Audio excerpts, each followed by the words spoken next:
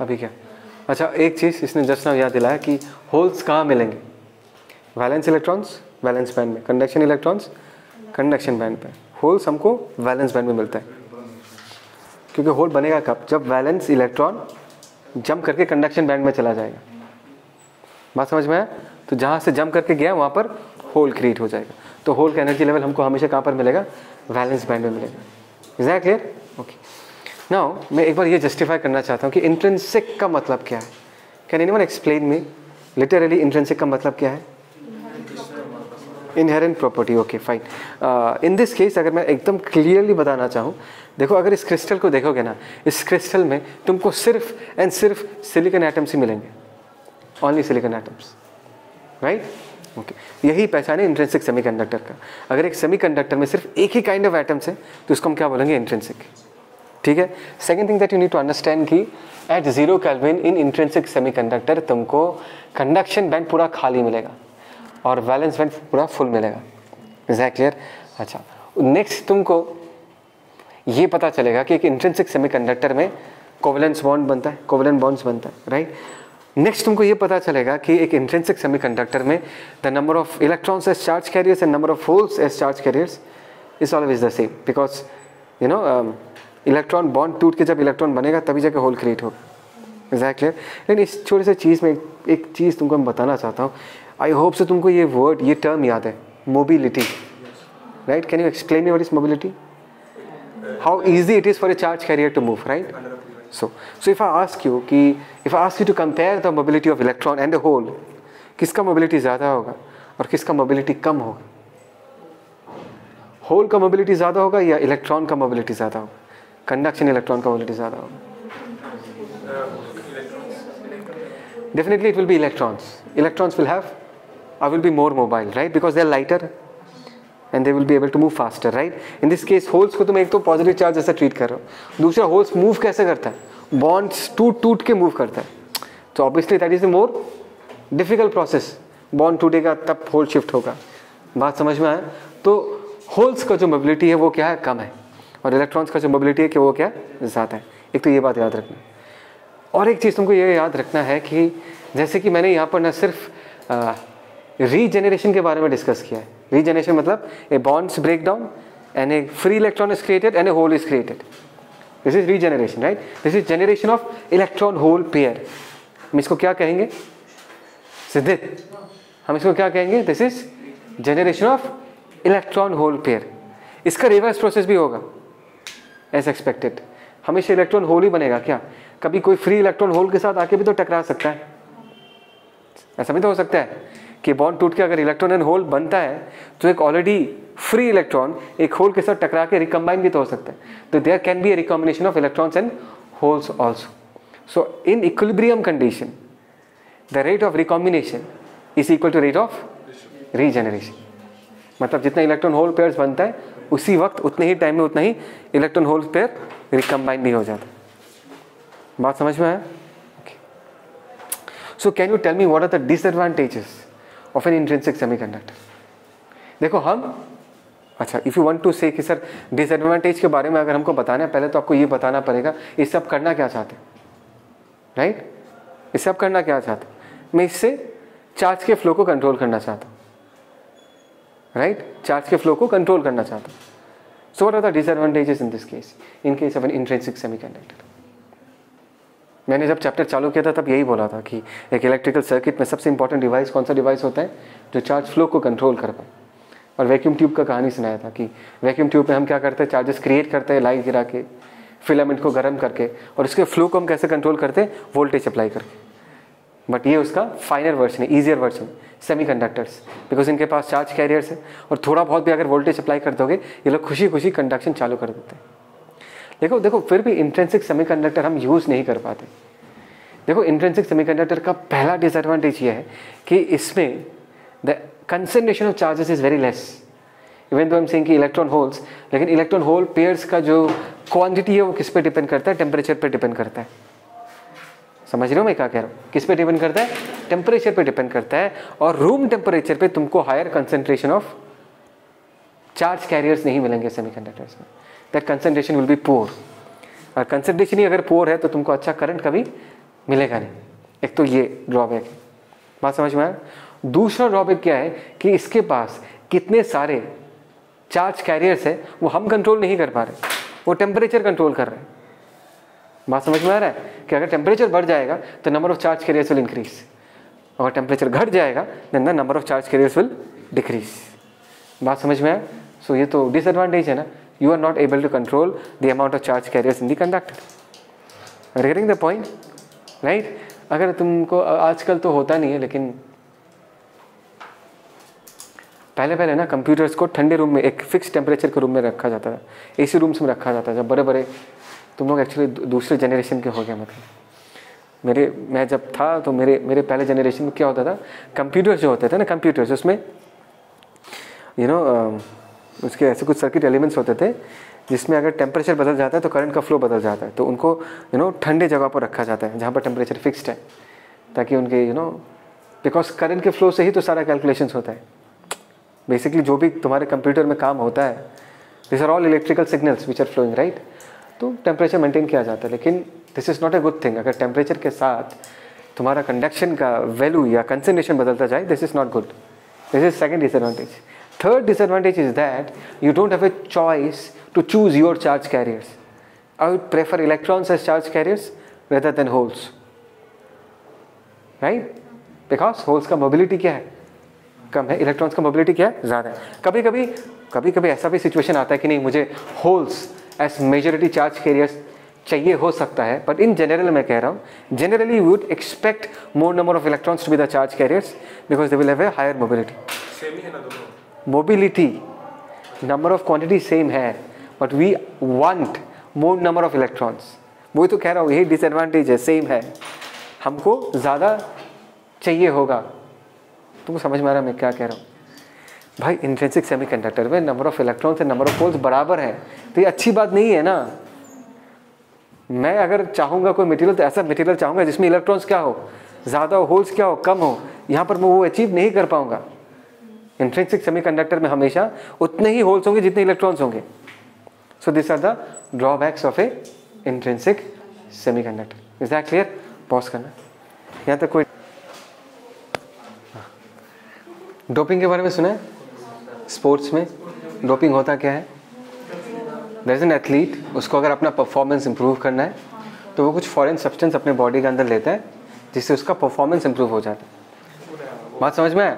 अभी जो स्विम करना चाहता है उसका जो सब्सटेंस होगा, जो स्टेरॉइड्स लेगा वो, और जो दौड़ना चाहता है, दोनों का सेम नहीं होगा।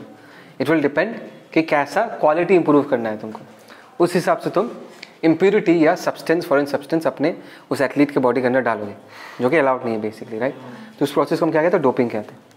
तो एग्जैक्टली इसी तरीके से हम कुछ इस इंट्रिंसिक सेमीकंडक्टर के साथ भी करेंगे ताकि हम इसके परफॉर्मेंस को इम्प्रूव कर पाए और इसके जो ड्रॉबैक्स थे उसको ठीक कर पाए। बात समझ में आया? So what is doping in case of semiconductors?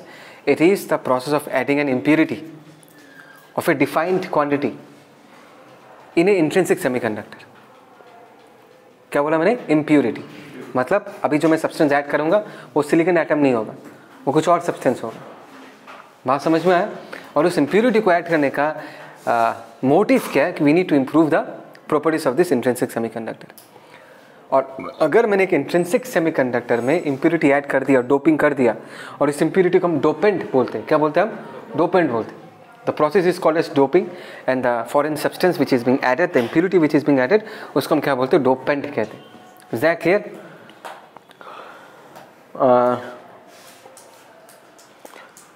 क्या बोल रहा था मैं? इसका आगे कुछ बोल रहा था, याद नहीं आ रहा। अच्छा ठीक है, हम उसको डोपेंट कहते हैं, राइट? ओके, सो ये जो इम्प्योरिटी है, जो डोपेंट हम ऐड करते हैं, दो टाइप्स के होते हैं, वो अभी हम डिस्कस करेंगे। ठीक है, पॉज कर। चलो याद है। सो मैंने क्या कहा कि एक इंट्रिंसिक कंडक्टर में, सेमीकंडक्टर में देयर आर सम ड्रॉबैक्स। उसको ठीक करने के लिए हम डोपिंग करते हैं, उसका डोपेंट ऐड करते हैं, इम्प्योरिटी ऐड करते हैं, ठीक है ना?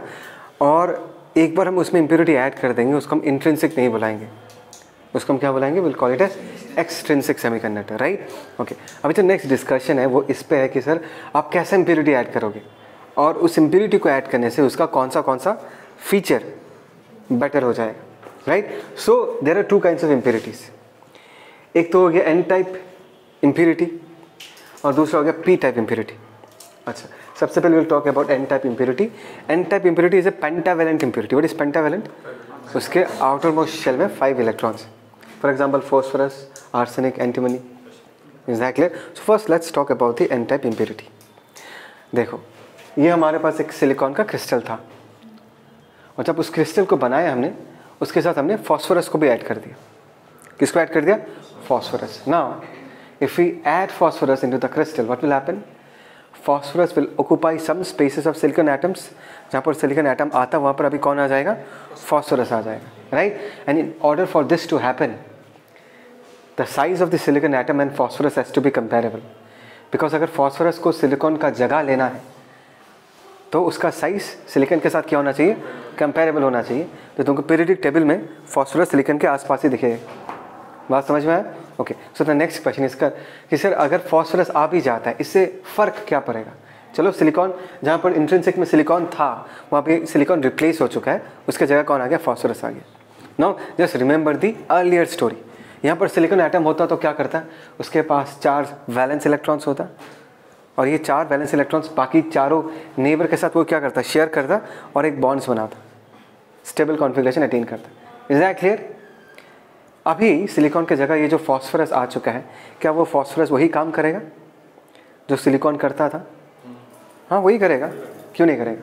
बाकी चारों को कितना चाहिए? एक इलेक्ट्रॉन चाहिए होगा.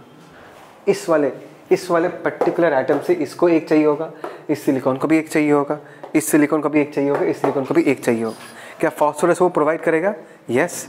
फॉस्फोरस के पास तो एक्सेस है. फॉस्फोरस के पास क्या है? 5 है. 5 इलेक्ट्रॉन्स. बात समझ में आया? तो कोई लोड नहीं है. 1 2 3 4 इलेक्ट्रॉन्स तो वो बॉन्ड बनाने में कंट्रीब्यूट कर देगा जो पहले सिलिकॉन करता था. लेकिन इसमें स्पेशल ये है कि एक इलेक्ट्रॉन ऐसा होगा जो कि फ्री है, जिसको हमने बॉन्डिंग के काम में नहीं लगाया. फॉस्फोरस का एक इलेक्ट्रॉन क्या होगा? फ्री होगा, बिकॉज उसके पास 5 इलेक्ट्रॉन्स है आउटर मोस्ट शेल में और वो 4 इलेक्ट्रॉन जो है वो बॉन्डिंग के काम में लगा देगा. All this 4 electrons are very busy. उसको तोड़ के निकालना बहुत ही मुश्किल है बिकॉज बॉन्ड्स बना चुके हैं ये लोग. लेकिन जो 5th इलेक्ट्रॉन है वो बेकार है, फ्री है. और ये देखा गया है कि इसका इस सिंगल फ्री इलेक्ट्रॉन का आयोनाइजेशन एनर्जी बहुत कम है. मतलब एटम से निकाल के लेके आने के लिए तुमको ज़्यादा मेहनत करना नहीं पड़ेगा. बात समझ में आया? Is that clear? तो इस पर्टिकुलर इलेक्ट्रॉन का एनर्जी लेवल बहुत कम है और थोड़ा सा भी एनर्जी दोगे तो ये फॉस्फोरस एटम से निकल के आ जाएगा. Are you getting the point? So what has happened now? For every phosphorus atom I add, I'm introducing a new conduction electron into the material. बात समझ में? अभी तूने बोला सर मेरे को ना 10 लाख कंडक्शन इलेक्ट्रॉन्स चाहिए. क्या चाहिए? 10 lakh conduction electrons. So it's very obvious, मुझे 10 लाख फॉस्फोरस एटम्स ऐड करना पड़ेगा क्योंकि हर फॉस्फोरस एटम के लिए एक कंडक्शन इलेक्ट्रॉन आता है. बात समझ में है? Now I'm talking about controlling the quantity of charge. Now I'm talking about the fact of about the controlling the quantity of charges in this semiconductor, right? तो तुमने बोला कि सर 10 लाख कंडक्शन इलेक्ट्रॉन चाहिए. मैं बोलूँगा 10 लाख फॉस्फोरस एटम्स चाहिए. So what is the number of moles of phosphorus atom? 10 lakh divided by 6.022 into 10^23. Number of moles पता चल गया multiplied by molar mass of phosphorus, something grams of phosphorus हमको पता चल जाएगा. तो पता चल गया जब मैं इस क्रिस्टल को बनाऊंगा उतना ग्राम्स ऑफ फॉस्फोरस इसके साथ में मिला दूंगा, उतने सारे मेरे को क्या मिल जाएंगे? कंडक्शन इलेक्ट्रॉन्स मिल जाएंगे. कोई डाउट? पक्का? अभी ध्यान से सुनना. क्या इस प्रोसेस से ये क्रिस्टल नेगेटिवली चार्ज बन जाएगा? Will this extrinsic semiconductor be negatively charged? बोलो. इशिता यस, सिद्धित ना, रेस्ट जनता बताओ. नहीं होगा यार, वो इलेक्ट्रिकली न्यूट्रल ही रहेगा. ये जो इलेक्ट्रॉन देखो नेगेटिव चार्ज कब आता है? D6 of electrostats when there is excess of any one of the variety. भाई फॉस्फोरस के न्यूक्लियस के अंदर उतना ही प्रोटॉन्स है जितना बाहर उसके पास इलेक्ट्रॉन्स है. तो phosphorus atom as a hole is electrically neutral. ये जो इलेक्ट्रॉन है ये एक्सेस नहीं है, ये फ्री है. भाई कंडक्टर में भी तो कितने सारे फ्री इलेक्ट्रॉन्स हैं. So conductor is it negatively charge? नहीं ना, conductor is neutral because atoms के अंदर जितने सारे प्रोटॉन्स हैं उतने ही सारे इलेक्ट्रॉन्स हैं। तो this if you add up this impurity, देखो intrinsic semiconductor neutral, phosphorus atom neutral, दोनों को जोड़ूंगा, अगर मुझे एक्सट्रिंसिक सेमीकंडक्टर मिलेगा वो भी क्या होगा, वो भी तो न्यूट्रल ही होगा। तो ये डाउट में नहीं रहने का, एक्सट्रिंसिक सेमीकंडक्टर इज न्यूट्रल, मैंने लिख के दिया ये सब चीज़ें, इधर इधर लिख के दिया, देख लेना। इज दैट क्लियर, समझ में आया? Okay fine, okay fine. Now there will be a doubt और there will be a thought in your head कि सर आपने जो ये इलेक्ट्रॉन्स ऐड किया है बाहर से वो तो समझ में आ गया, फॉस्फोरस एटम्स आपने डाल दिया इतना ग्राम्स ऑफ फॉस्फोरस, बट इस मटेरियल के पास जैसे कि इंट्रिंसिकली पहले जैसे कंडक्शन इलेक्ट्रॉन्स होते थे, इंट्रिंसिकली होते थे ना, number of electrons number of holes दोनों सेम होता था, इस केस में भी होगा? यस, इस केस में भी होगा। तो अभी अगर मैं तुमको पूछूं इस मटेरियल में कितने सारे कंडक्शन इलेक्ट्रॉन्स हैं, तो major portion of the conduction electrons will be because of the contribution of this impurity phosphorus atom, और कुछ पोर्शन ऑफ कंडक्टिंग इलेक्ट्रॉन्स वो इंट्रिंसिकली जनरेट हुआ होगा। क्या हुआ होगा? इंट्रिंसिकली जनरेट हुआ होगा, राइट। सो तुम्हारे कंडक्शन इलेक्ट्रॉन्स में तुमको दोनों वैरायटी मिल जाएंगे, एक तो इम्प्योरिटी वाला कंडक्शन इलेक्ट्रॉन्स, दूसरा intrinsically generated conduction electrons. Okay, the second thing that should come to your head is that कि सर आपने कहा था कि जैसे बॉन्ड टूट के इलेक्ट्रॉन होल बनता है, रिकॉम्बिनेशन भी होता है, इलेक्ट्रॉन होल का रिकॉम्बिनेशन भी होता है, तो ये जो एक्सट्रिंसिक सेमीकंडक्टर है इसमें होल्स भी होंगे। Do you agree with this? And it is common sense, as because the number of electrons are more, number of free electrons are more, the rate of recombination will increase. अरे भाई, electrons का quantity अगर बढ़ गया है तो electron और whole का रिकॉम्बिनेशन क्या हो जाएगा? बढ़ जाएगा, नहीं बढ़ जाएगा? So what will happen to the number of holes in that material? It will drastically reduce. बात समझ में आया? मैं इसलिए कह रहा हूँ बिकॉज सेमीकंडक्टर्स में मैंने कहा था there are two types of charge carriers, एक तो बोला था electrons are the charge carriers, एक तो बोला था holes are the charge carriers. अभी मैं एक एक्सट्रिंसिक सेमीकंडक्टर के बारे में बात कर रहा हूँ, और अभी मैं ये कहूँगा कि एक एक्सट्रिंसिक सेमीकंडक्टर में, n n type extrinsic semiconductor में, electrons are the majority charge carriers and holes are the minority charge carriers. Why minority? मैंने तुमको समझा दिया। The recombination rate will increase, the amount of recombination will increase and the number of holes, amount of holes will decrease. अभी तुम बोलोगे sir ऐसे तो electrons भी कुछ गायब हो जाएंगे, पर बातें रिलेटिव होता है ना। 10 लाख इलेक्ट्रॉन्स में से 10 इलेक्ट्रॉन्स अगर गायब हो गया तो क्या फ़र्क पड़ता है? नहीं आया समझ में। लेकिन 20 होल्स में से 10 होल्स गायब हो गया तो बहुत ज़्यादा डिक्रीमेंट आ जाएगा नंबर ऑफ होल्स के कंसंट्रेशन में। Is that clear? समझ में आया? सो हम ये कहेंगे कि एन टाइप सेमीकंडक्टर में electrons are the majority charge carriers. ये मेजॉरिटी माइनॉरिटी वर्ड बहुत यूज़ करेंगे, तो ध्यान से समझ लेना इस टर्मिनोलॉजी को। Electrons are the majority charge carriers and holes are the minority charge carriers. And now you have solved all your problems, you can control the amount of charge. तुम बोलोगे सर ऐसे होने से तो टेम्परेचर बढ़ाने से फिर से यहाँ पर भी वो इफेक्ट आएगा, जैसे आपने पहले कहा था कि नहीं टेम्परेचर बढ़ने से क्वांटिटी ऑफ चार्ज बढ़ जाएगा, तो आपने किस तरीके से कंट्रोल किया? तुमने 10 लाख इलेक्ट्रॉन्स ऐड किया है, टेम्परेचर बढ़ेगा तो और 100 बढ़ेगा, 10 लाख के साथ 100 ऐड करोगे तो वो 10 लाख ही रहेगा। इट डिपेंड्स रिलेटिवली, समझ में आया? तो यहाँ पर टेम्परेचर के भी इफेक्ट को हमने क्या कर दिया? नलीफाई कर दिया। टेम्परेचर का इफेक्ट इज नेग्लिजिबल, बढ़ेगा लेकिन फर्क नहीं पड़ेगा उतना। तो you have control the amount of charge, correct. You have also control the choice of charge. Now you have got more number of electrons as compare to holes. समझ में आया? So I think so you have removed all the drawbacks of an intrinsic semiconductor. So it's exactly like doping of an athlete जो doping करता है अपना performance improve करता है, ये भी वैसा ही है। और एक बात हमेशा याद रखना, यहाँ पर जो इम्प्योरिटी हमने ऐड किया उसका size has to be comparable to the size of the silicon atom. समझ में आया? पक्का? तो ये तो हो गया एन टाइप। एन क्यों बोला मैंने? How do you remember N? Why N? Why P? N का मतलब है ये नेगेटिव चार्जेस को बढ़ा देता है, पी टाइप आगे जाके पता चलेगा पॉजिटिव चार्जेस को बढ़ा देगा। Is that clear? An extrinsic semiconductor is electrically neutral. ठीक है? तो आज का कहानी यहाँ तक ऑफ कर दो।